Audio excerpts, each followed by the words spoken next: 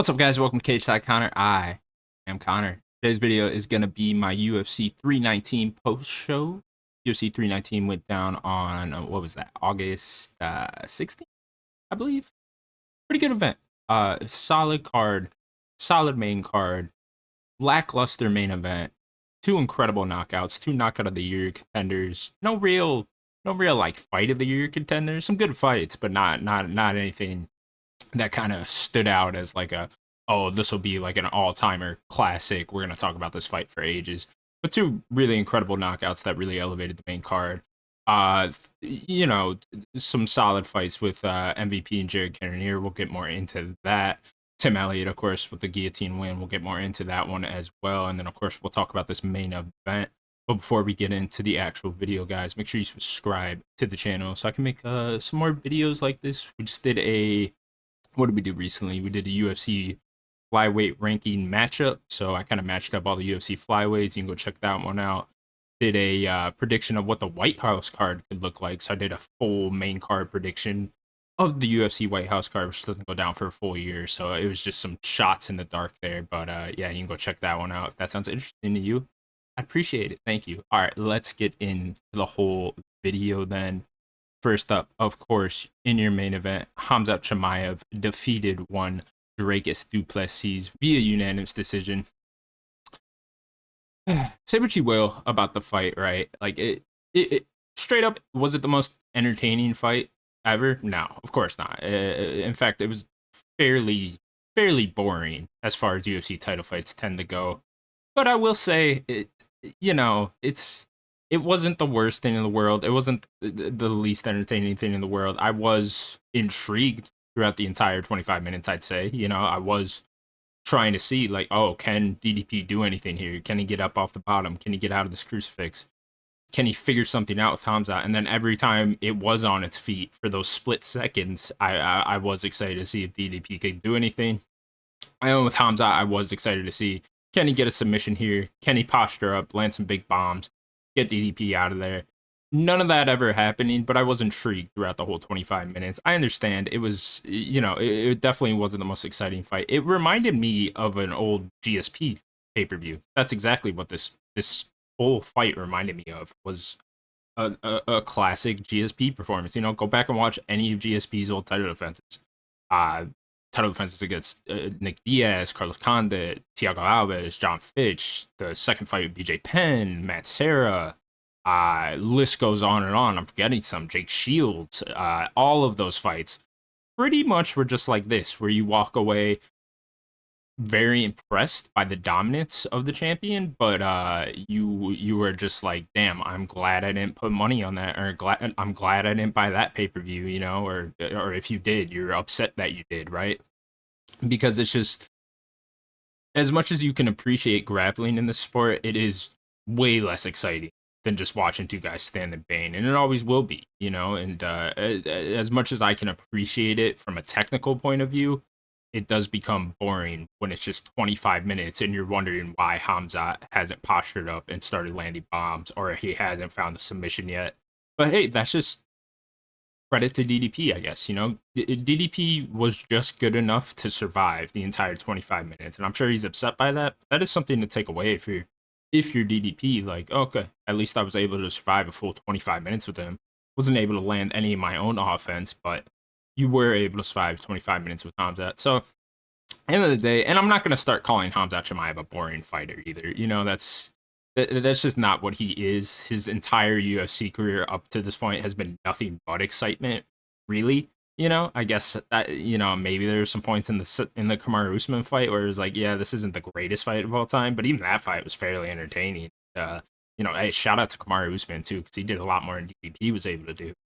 So, yeah, I'm not going to sit here and start saying Khamzat is a boring fighter or anything like that. It's just one performance. Let's, and I know this sport is a very, what have you done for me lately sport. We tend to only look at what the last fight is on a guy's record and judge him just based solely off of that. And I'm not going to do that to Khamzat Chimaev. I think he's still a very exciting fighter. I'm still very excited to have him as a UFC middleweight champion. I think we're in for some very fun title fights in the near future with Khamzat Chimaev now, but it's it's just a bad performance. It is what it is. I mean, it's a great performance for him. Like, we'll look back on this fondly, I think, but it's a bad performance the night of because we weren't very entertained. Does that make sense? I think that makes sense. Whatever. Anyways, Khamzat Chimaev beat Dricus Duplessis, beat unanimous decision. Of course, took the back lots of times, and then just that crucifix position that he was able to get DDP in just multiple times. It is kind of amazing he wasn't able to posture up at some point here and just start landing bombs. I guess I don't know. Not everyone's John Jones, right? Like John Jones was able to use his length and kind of when he's in a crucifix position, kind of raise his elbow up really high to the point where the ref is kind of forced to stop it. But yeah, Khamzat not able to do that at any point. Okay, so what do we want to do next with Khamzat here? Speaking of exciting fights for Khamzat, I kind of feel like there's only one direction we can go here. Khamzat's saying he wants to fight on October, I believe it's October 21st, maybe October 28th, something like that. UFC 321. Tom Aspinall versus Ciryl Gane card is what's currently the headliner there. Khamzat's saying no injuries and he wants to turn around and be on that card. If we're going to take him at his word here, I feel like there's only one fight we can set up for that quick of a turnaround. And that, of course, is Khamzat Chimaev versus Reinier de Ridder. Reinier de Ridder, of course, coming off the win who won Robert Whittaker from back in July. Khamzat Chimaev obviously just came off the win from DDP, won the title. I am only suggesting this fight if it's at UFC 321 because I think the winner of Nassim Emirbov versus Caio Borralho is more deserving of the UFC, of the next shot at middleweight. But if this is going to happen as soon as October, I feel like Reinier de Ridder is the only guy that's going to take it and be ready for it come that end of October slot, right? Like, Anthony Hernandez kind of one step behind Reinier de Ridder. He kind of needs one more win to be on par with Reinier de Ridder. So I could see a world where Fluffy wants it and he'd be ready for it as well. But I feel like Reinier de Ridder is already one step ahead of him. So you'd give it to RDR, obviously, if they both wanted it.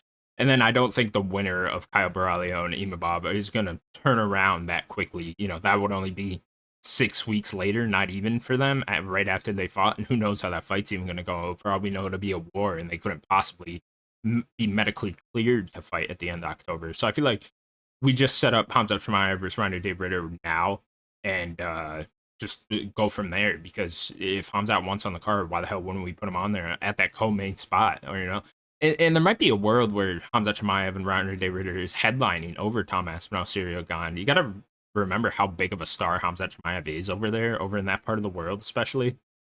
And, I think he's a bigger star in the U.S. as well than Tom Aspinall is. And I just think it sells more pay-per-views having Khamzat Chimaev's name at the top of that list over Tom Aspinall at the moment, at least. And I think this would be a fantastic fight, too. This is a really good stylistic matchup.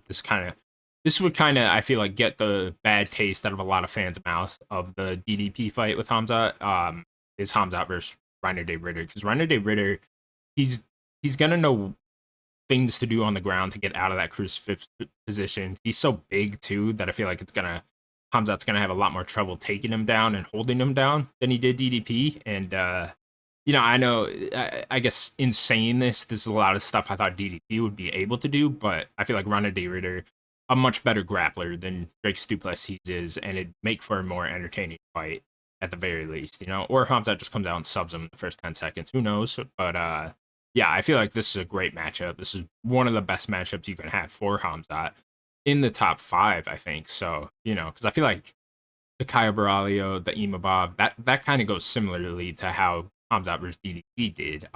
Fluffy Hernandez, that's another situation. That might go a lot differently as well. But as of right now, for your most viable contenders at middleweight to make the most exciting fights, I feel like it's definitely Reinier de Ridder at the moment. So I feel like if we can make this, if Khamzat actually is down to fight this quickly again, let's do it. UFC 321, make the headliner. I don't give a fuck. For Drake is here, what are we gonna do now? I feel like Paulo Costa, that match is right there for DDP, right? It's Paulo Costa coming off the win over Roman Kapilov from back in July on that New Orleans card. I feel like this would be a fantastic fight. I mean, this has Fighter of the Night written all over it, and a matchup that hasn't happened yet for DDP at middleweight. And just he's gonna need a win or two here to get back into the title fight conversations, especially after how badly he just got dominated by Khamzat, excuse me. And I feel like it's the perfect fight. It's These two will go at it, make it fight of the night. It'll be a war. Get the fans back on DDP's side. I feel like it's a very winnable fight too for DDP. So yeah, set this one up. Hopefully DDP wants to turn around quick here. Time's a ticking. He's in his prime right now, so let's hurry up, get some more fights, and then hopefully get right back in that title fight conversation. Next fight then, of course, in your co-main event, Laurel Murphy defeated Aaron Pico via KO round one. One of two spinning back elbows that we got on this card. This was just fucking incredible. This came out of nowhere for me. I mean, especially coming off the Carlos Prates knockout, like immediately into the next one, you're like, oh, okay, there's no way lightning strikes twice here and we get another crazy knockout. And Laurel Murphy did the damn thing. Good for him. You got to feel good for him. Been fighting in the UFC for a long time on a 7-fight win streak. Never really had that kind of performance that put him over with fans and got him really into those title shot conversations, got him really into those big name fight conversations, and this will definitely do it. Just an incredibly well timed spinning back fist. Kind of as Aaron Pico was like stepping over to his right a little bit, then Laurel Murphy swung, it spun around, and then hit him with that elbow. It was just beautiful. And then Aaron Pico was out. He was out cold for a long time. I believe Daniel Cormier was saying they couldn't get his mouth guard out because his jaw was just so clenched during the knockout. It's a scary one for sure. Laurel Murphy, I feel like it's pretty obvious what we do here afterwards. I mean, everybody's been calling for it. And I feel like they should book it before we all think about it too much. And that, of course, is going to be Alexander Volkanovski versus Laurel Murphy for the UFC featherweight title. Yeah, this makes perfect sense. He's definitely more deserving than Yair Rodriguez, which seemed to be where the talks were kind of heading before. We all remember Yair Rodriguez beating Pitbull, and then all of a sudden we're talking about Yair Rodriguez getting another title shot against Volkanovski, and he kind of seemed like he was the front runner, with especially after Mozart had to pull off with his fight with Aaron Pico, had to pull out of his fight with Aaron Pico. And yeah, I feel like Laurel Murphy has kind of cemented himself as the number one contender. Does it make a lot of sense that Laurel Murphy's getting a title shot off a guy that was unranked? Not really, in his UFC debut too at that. Not really, but I feel like he is the best option of the viable contenders right now. And hopefully they get it booked. Alexander Volkanovski is saying he wants it for December. Hopefully they get it booked before this John Silver versus Diego Lopez fight, because I can see a world where John Silva beats Diego Lopez, and then we're all screaming for Alexander Volkanovski versus John Silva. But for right now, it's definitely Laurel Murphy's shot. Hopefully they get it booked before that fight. That would be my recommendation to Laurel Murphy's management. It's hurry the fuck up and get that one signed and dotted, because you don't want John Silva to come in and steal that thunder. Next fight then, of course, is Carlos Prates defeating Jeff Neal via KO round one. Another spinning back elbow. This one, not as brutal as the Laurel Murphy one. Very brutal in its own right. And this was shaping up to be a fun fight, too. I really liked the way Jeff Neal was coming forward, and had Carlos Prates swinging on him, too. It was shaping up to what I thought would be a fight of the night. And then Carlos Prates, right at the buzzer of round one, just lands a beautiful spinning back elbow. Flatlines him pretty much. Jeff Neal looked like he was still up a little bit, and it was just kind of one of those flash knockouts, but yeah, really good stuff from Carlos Prates here. Beautiful spinning elbow, it really was. For Carlos Prates next, I feel like actually, we'll get there in a second what I think is next for Carlos Prates. Because let's first talk about Michael Venom Page defeating Jared Cannonier. Decent fight here. I'm not, if you saw my previous show, I'm not the biggest fan of Michael Venom Page. And I'm still not after this one. This was an okay fight. For Michael Venom Page, it was somewhat entertaining at times. He got the 2 knockdowns, which he wasn't credited for actually any of the knockdowns, but he did get 2 knockdowns. I just feel like Michael Venom Page, he just needs more output sometimes. It's like he wants to sit there and he wants to do all these antics, after he's got a guy rocked. Like here he is, he was doing like the calm down thing, then he was doing his little dance, and it's like, buddy, if you're that much better than Jared Cannonier, go get him then. Like go knock him out. Like what is up with the waiting? And now I say that, and he did go for it. He was more aggressive in the 3rd round, and that's when things turned around. He immediately made a mistake, and then they somehow ended up in a scramble, and then MVP ended up on his back, and then he was on his back the entire 3rd round, and almost lost the fight because of it. So I guess me saying MVP should be more aggressive, that's exactly why he's not. because mistakes like that can happen. I don't know. I would just I want to see one of those fucking emphatic knockouts we got from MVP back in Bellator, back when he was fighting the cans on the Bellator prelim. Like he used to have those crazy flying knees. You know, of course we all remember the one against Cyborg where he crushed his skull.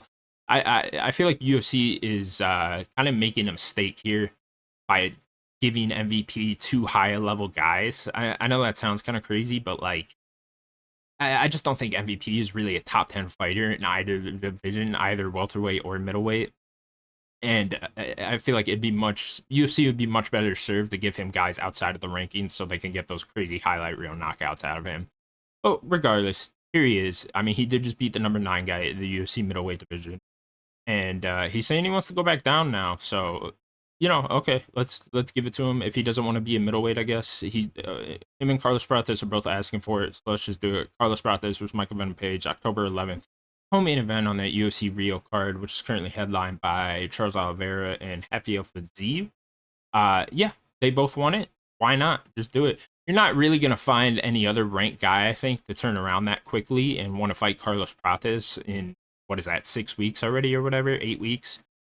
Maybe like a Joaquin Buckley would do it or something like that. And if that's an option, go for it. But, Carlos Prates is calling for Leon Edwards. There's no shot Leon Edwards is taking that. I mean, unless he's just really itching for a fight, I seriously doubt it. So yeah, I say we just set this one up then. It's right there for the taking. Kind of give Michael Venom Page what he wants with a shot at someone ranked in the top 10, that welterweight division, and then give Carlos Prates what he wants to be in that co-main event slot at that UFC Rio card. And both guys would be happy. I think the fans would be happy too. It's a great co-main event, especially for a fight night. So yeah, go for it. Why not? Your last fight then, of course, Tim Elliott defeated Kai Asakura via sub round 2. Way to go for Tim Elliott, man. You got to feel good for him. He was definitely a big underdog coming into this one.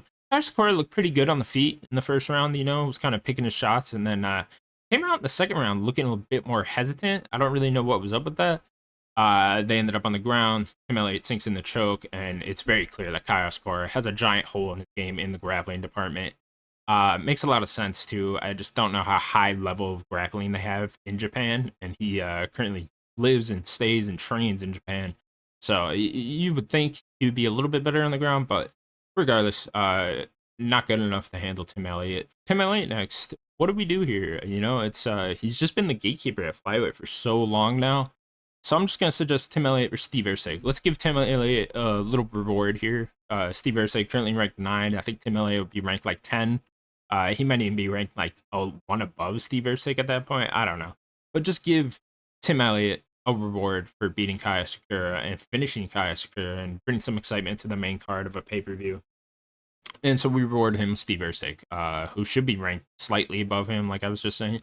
And yeah, I feel like we don't want to rush Steve Erceg into anything. He's coming off that 3-fight losing streak, just picked up a close decision win over Ode Osborne.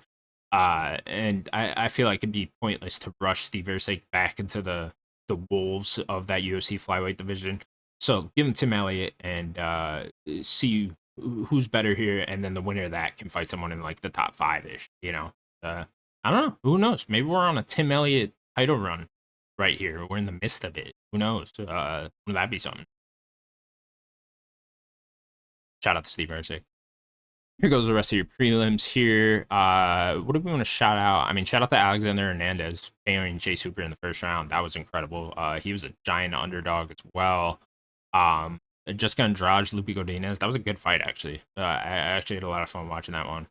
And yeah, so what do we want to give this one, guys? For the card rating, post-fight card rating.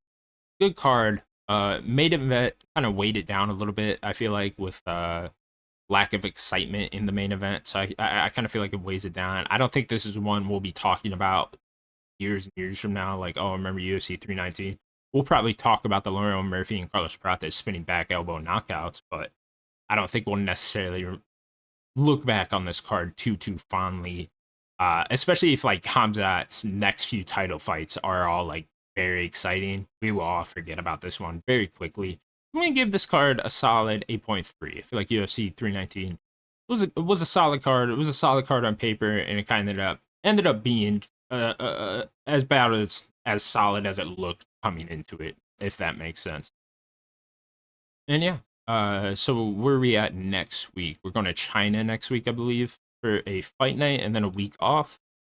So I am looking forward to covering the UFC China card. Johnny Walker fighting. That should be fun. I'll be doing a preview show for that. Might be up already. You can go check that one out. Make sure you guys subscribe to the channel. And thank you for watching. Bye bye.